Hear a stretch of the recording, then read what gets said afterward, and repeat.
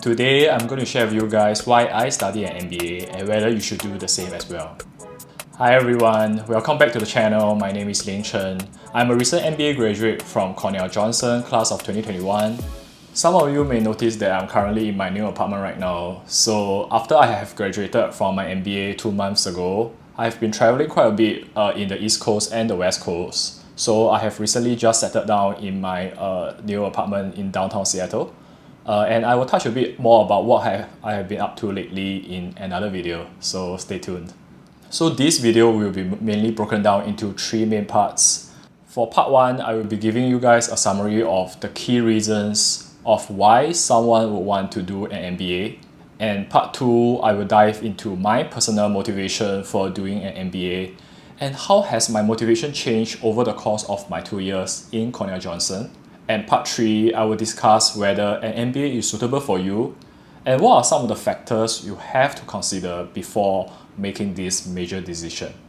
Before I dive into this video, if you like my content and find it useful, make sure to drop a like and hit the subscribe button as it will really help my channel to grow.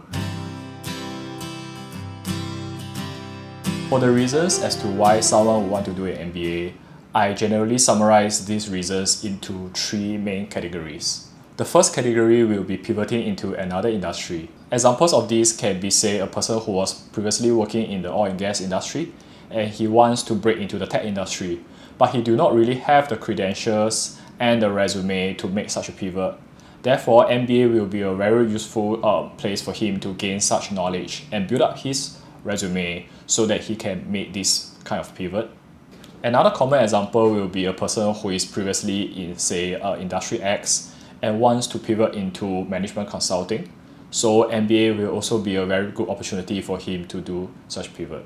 The second type of pivot is pivoting job function.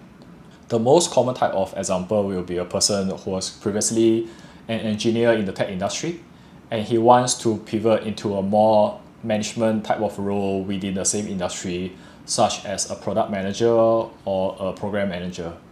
MBA will be a great place for this candidate to equip himself with more business-related knowledge, such as managing P&L and managing a balance sheet.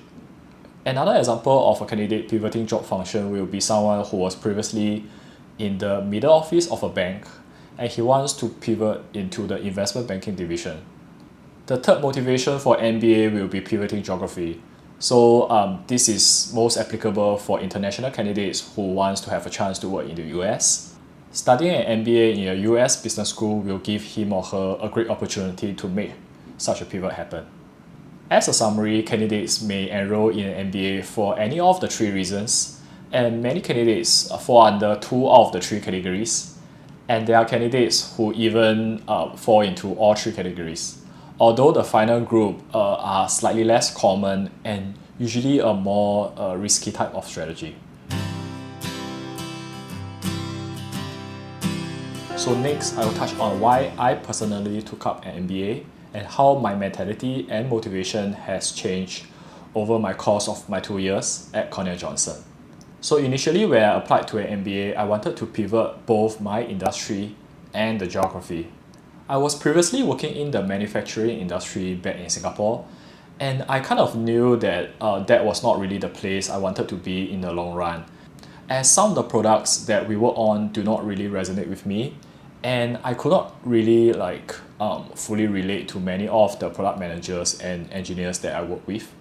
Although initially coming to an MBA, I did not really know what industry I really wanted to pivot to. I knew that I wanted to make a change and do some exploration in terms of what I really want to do in the long run. I wasn't particularly looking at tech industry at the beginning, but after interacting with many of my peers and seniors, I start to get more and more interest in the tech industry. Then I even start to follow some of the tech podcasts and start reading tech-related books. And through this experience, I really start to have a lot of interest in tech. And I kind of knew that this is an area that I want to focus in the future. So as for pivoting geography, this is kind of straightforward. I have always been pretty keen to work in the US, so geography is kind of a big motivation for me coming to a US business school. So next, I will touch on whether an MBA is the right thing for you and what are some of the factors that you really need to consider before making this major decision. So the first factor is generic versus specialized knowledge. MBA is a relatively generic degree where you'll be learning a wide breadth of knowledge spread out in many different fields, but you will not be particularly specializing in a certain area per se. If you have a very clear and specialized area of interest that you really want to dive into in your future career, for example, data analytics or quantitative finance, MBA may not be the most suitable degree for you. Instead, you can consider other type of master's programs such as Masters in Business Analytics or Masters in Quantitative Finance. So this specialized degree will give you actually more depth in your area of interest. So the second factor you need to consider is the financial implication of an MBA program. We all know that MBA tuition is very expensive, especially in the US. Based on the latest information on the US news website, the average tuition of an MBA program in the top 20 business schools within the US is approximately $140,000. So you really need to ask yourself whether you are really financially and mentally ready to take up such a high level of debt, assuming you are not given a full scholarship. Although many post-MBA jobs promises a very lucrative compensation, which allow you to pay off your debt within a couple of years, it is very important for you to perform a proper ROI analysis to find out whether an MBA really makes financial sense for you in the long run. The third factor you need to consider is that a full-time MBA program in the US takes up 2 years of your time. During these 2 years, your peers of the same age could be getting promoted, advancing in their careers, or securing new job opportunities. A 2-year pause in your career at such a young age is definitely a significant opportunity cost to consider.